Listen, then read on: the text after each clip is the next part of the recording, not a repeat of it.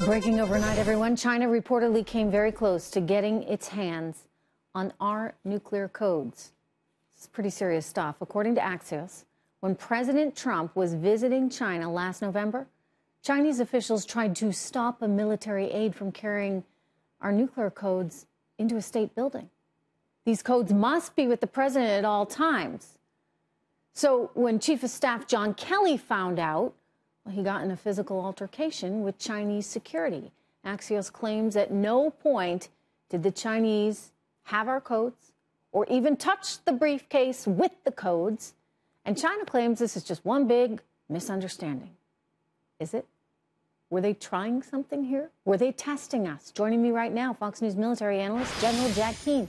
General, good to see you. I'll start with that. Were they trying to test us? I don't know for sure, Trish, based on what little facts we actually know. But a couple of things here are relevant. I do suspect that security guard was stopping the guy because he was in uniform more than anything else and thought he wasn't authorized to be there. Everybody else is in a suit.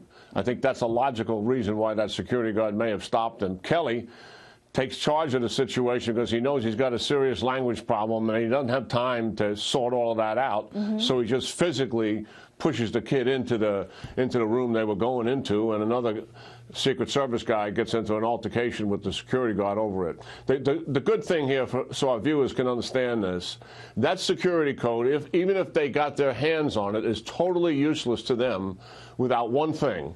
And that is the President of the United States, who carries on his person the authentication code to make those other codes useful. They are absolutely useless without him and his authentication code.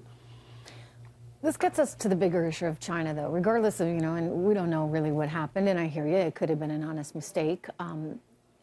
It gets us to the issue of something that Marco Rubio correctly brought up in the Senate Intel hearings just last week, and that's that China is a threat.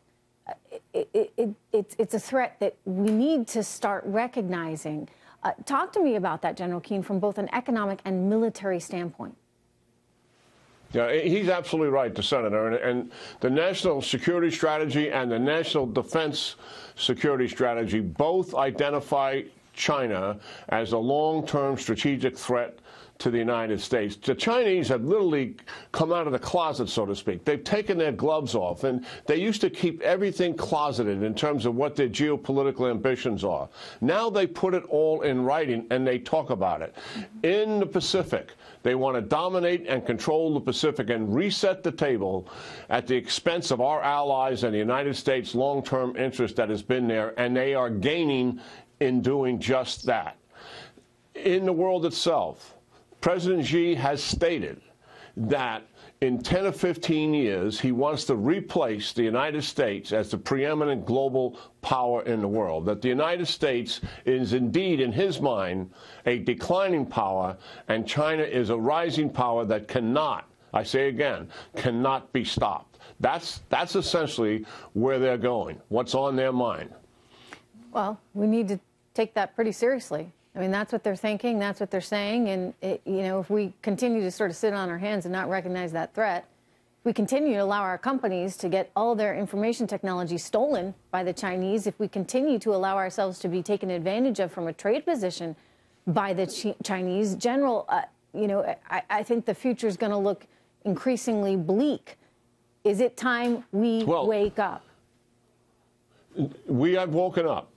The policy of the Obama administration was appeasement and accommodation, head in the sand over China, head in the sand over Russia, and also North Korea and Iran. This administration gets it.